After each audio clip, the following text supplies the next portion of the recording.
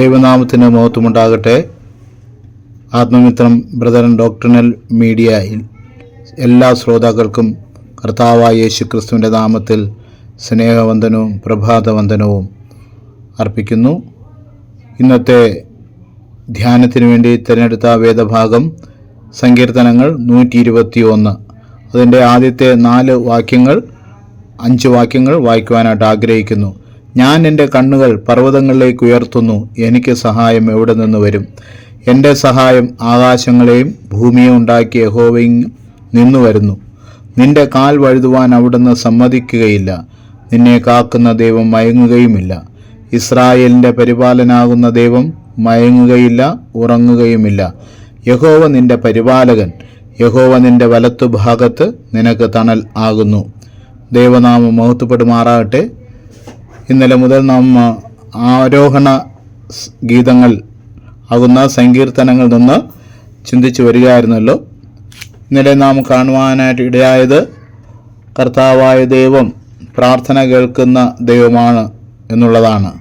121 സങ്കീർത്തനത്തിൽ നമുക്ക് കാണുവാൻ കഴിയുന്നത് ദൈവത്തിൻ്റെ വേറൊരു പ്രത്യേകതയാണ് പരിപാലിക്കുന്ന ദൈവം, അല്ലെങ്കിൽ സഹായിക്കുന്ന ദൈവം, അല്ലെങ്കിൽ നമുക്ക് സംരക്ഷണം നൽകുന്ന ദൈവത്തെ നമുക്ക് കാണുവാനായിട്ട് കഴിയും. സങ്കീർത്തനക്കാരൻ ഇവിടെ പറയുന്നത്, ഞാൻ എൻ്റെ കണ്ണുകൾ പർവ്വതങ്ങളിലേക്ക് ഉയർത്തുന്നു, എനിക്ക് സഹായം എവിടെ നിന്ന് വരും? എൻ്റെ സഹായം ആകാശങ്ങളെയും ഭൂമിയെയും ഉണ്ടാക്കിയ യഹോവയിങ്കൽ നിന്നും വരുന്നു. എനിക്ക് സഹായം ചെയ്യുവാനായിട്ട്, എന്നെ കരുതുവാനായിട്ട്, എൻ്റെ ആവശ്യങ്ങൾ നടത്തുവാനായിട്ട് ശക്തിയുള്ള സാമർഥ്യമുള്ള ഒരു ദൈവം, അത് ആരാകുന്നു? ആകാശത്തെയും ഭൂമിയെയും ഉണ്ടാക്കിയ, ഭൂലോകത്തെ മുഴുവൻ ഉണ്ടാക്കിയ യഹോവയായ ദൈവത്തിൽ നിന്ന് വരുന്നുവെന്ന് സങ്കീർത്തനക്കാരൻ വളരെ വ്യക്തമായിട്ടും ശക്തമായിട്ടും പറയുന്നത് കാണുവാൻ സാധിക്കും. അതുകൊണ്ടാണ് സങ്കീർത്തനം, ഞാൻ എൻ്റെ കണ്ണുകൾ പർവ്വതങ്ങളിലേക്ക് ഉയർത്തുന്നു, എനിക്ക് സഹായം എവിടെ നിന്ന് വരും? അതൊരു യഹൂദ പശ്ചാത്തലമാണ്. ഒരു യെരുശലേം ദേവാലയം ഇരിക്കുന്നത് നമുക്ക് കാണുവാനും സാധിക്കും. എൻ്റെ ഭൂമിശാസ്ത്രം പഠിക്കുമ്പോൾ ഒരു കുന്നിൻ്റെ മുകളിലാണ് ആയിരിക്കുന്നത്. കർത്താവായ യേശു ക്രിസ്തുവിനെയും ക്രൂശിച്ചപ്പോൾ ഒരു മലമുകളിൽ, ഗോൽഗത്ത എന്ന് പറയുന്ന മലമുകളിലാണ് ക്രൂശിച്ചത്. അപ്പോൾ ഈ പർവ്വതങ്ങൾക്ക് വളരെ പ്രാധാന്യം കൊടുക്കുന്നു എന്ന് പറയുമ്പോൾ ദൈവം ഉയരത്തിലിരിക്കുന്ന ദൈവമെന്ന് നമ്മൾ സങ്കീർത്തനത്തിൽ വേറെ പല ഭാഗത്തും വായിക്കുന്ന കാണുവാൻ സാധിക്കും. ഉയരത്തിലിരിക്കുന്ന ദൈവം. അതുകൊണ്ട് യഹൂദന്മാർ എപ്പോഴും അങ്ങനെയാണ് ചിന്തിച്ചിരുന്നത്. അതുകൊണ്ടാണ് ഇവിടെ സങ്കീർത്തനക്കാരൻ, ഞാൻ എൻ്റെ കണ്ണുകൾ പർവ്വതങ്ങളിലേക്ക് ഉയർത്തുന്നു, എനിക്ക് സഹായം എവിടെ നിന്നാണ് വരുന്നത്? എൻ്റെ സഹായം ആകാശങ്ങളെയും ഭൂമിയെയും ഉണ്ടാക്കിയ യഹോവയിങ്കൽ നിന്നും വരുന്നു. സ്വർഗാദി സ്വർഗങ്ങളെ ഉണ്ടാക്കിയ, ഭൂമിയെ ഉണ്ടാക്കിയ, ഭൂചരാചരങ്ങളെ ഉണ്ടാക്കിയ കർത്താവിങ്കിൽ നിന്നാണ് സഹായം വരുന്നുവെന്ന് സങ്കീർത്തനക്കാരൻ പറയുന്നത് കാണുവാനായിട്ട് കഴിയും. അതുമാത്രമല്ല, ഈ ദൈവം പരിപാലിക്കുന്ന ദൈവമാണ്, സംരക്ഷിക്കുന്ന ദൈവമാണ്. 3-ാമത്തെ വാക്യത്തിൽ കാണുന്നത്, നിന്റെ കാൽ വഴുതുവാൻ അവിടുന്ന് സമ്മതിക്കുകയില്ല, നിന്നെ കാക്കുന്ന ദൈവം മയങ്ങുകയുമില്ല. ഇസ്രായേലിൻ്റെ പരിപാലനാകുന്ന ദൈവം മയങ്ങുകയുമില്ല, ഉറങ്ങുകയുമില്ല. യഹോവ നിന്റെ പരിപാലകൻ, യഹോവ നിന്റെ വലത്തുഭാഗത്ത് നിനക്ക് തണലാകുന്നു. നമ്മളെ വീഴാതെ സൂക്ഷിക്കുന്ന ദൈവമാണ് നമ്മുടെ ദൈവം. അതാണ് ഇവിടെ പറയുന്നത്, നിന്റെ കാൽ വഴുതുവാൻ അവിടുന്ന് സമ്മതിക്കുകയില്ല. ആ ദൈവം മയങ്ങാതെ ഉറങ്ങാതെ നമ്മെ നോക്കിയിരിക്കുന്ന, നമ്മെ സംരക്ഷിക്കുന്നതിന് വേണ്ടി നോക്കിയിരിക്കുന്ന ദൈവമാകുന്നു നമ്മുടെ ദൈവം. ആ ദൈവം നമ്മളെ പരിപാലിക്കുന്നത്. എങ്ങനെയാണ് നമ്മെ പരിപാലിക്കുന്നത്? നമ്മുടെ വലത്ത് ഭാഗത്ത് നിന്ന് നമുക്ക് തണൽ നൽകുന്നു. ആ ദൈവമാണ് നമ്മുടെ ദൈവം. നമ്മളെ സഹായിക്കുക മാത്രമല്ല, നമ്മുടെ വീഴ്ചകളും താഴ്ചകളിൽ നിന്നുമൊക്കെ നമ്മെ സംരക്ഷിക്കുന്ന ദൈവമാണ് നമ്മുടെ ദൈവം. ഇവിടെ സങ്കീർത്തനക്കാരൻ പറയുന്നത് എന്താണ്? ആ ദൈവം പരിപാലിക്കുന്ന ദൈവമാണ്, സംരക്ഷണം നൽകുന്ന ദൈവമാണ്. അത് വെറുതെയല്ല, വലത്തുഭാഗത്ത് നിനക്ക് തണൽ ആകുന്നു എന്ന് കാണുവാനാണ് സാധിക്കും. യഹോവ നമ്മുടെ പരിപാലകനാകുന്നു.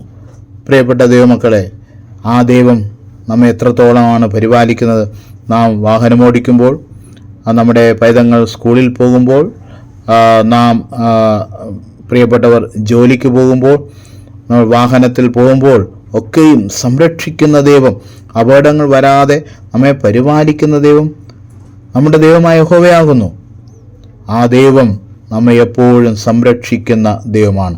അതുമാത്രമല്ല, പ്രകൃതിയിൽ നിന്നുള്ള ഉപദ്രവങ്ങളിൽ നിന്നും നമ്മെ രക്ഷിക്കുന്ന ദൈവമാണ്. 6-7 വാക്യങ്ങൾ പറയുന്നത് എങ്ങനെയാണ്? നിന്നെ ഉപദ്രവിക്കുവാൻ പകൽ സൂര്യനും രാത്രിയിൽ നിന്നെ ബാധിക്കുവാൻ ചന്ദ്രനും കഴിയുകയില്ല. പകലിലെ സൂര്യൻ്റെ താപമൂലവും അല്ലെങ്കിൽ രാത്രിയിലെ ചന്ദ്രനിൽ നിന്നും ഒരു ദോഷവും നിനക്ക് തട്ടുകയില്ല. നമുക്കറിയാമല്ലോ, ഈ നാളുകളിൽ നമ്മെ ഈ ഭൂമിയെ സംരക്ഷിക്കുന്ന, അല്ലെങ്കിൽ